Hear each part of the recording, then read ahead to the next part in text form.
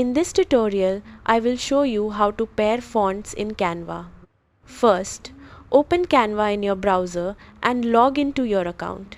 Once you are on the Canva homepage, open an existing design or click Create a Design to start a new project.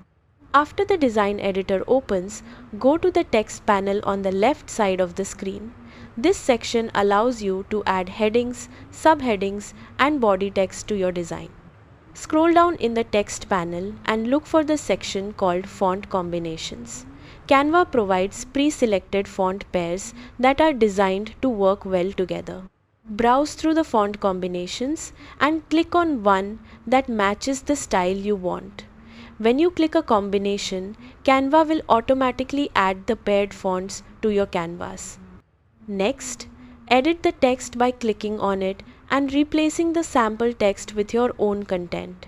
The heading and subheading fonts will already be matched to create a balanced design.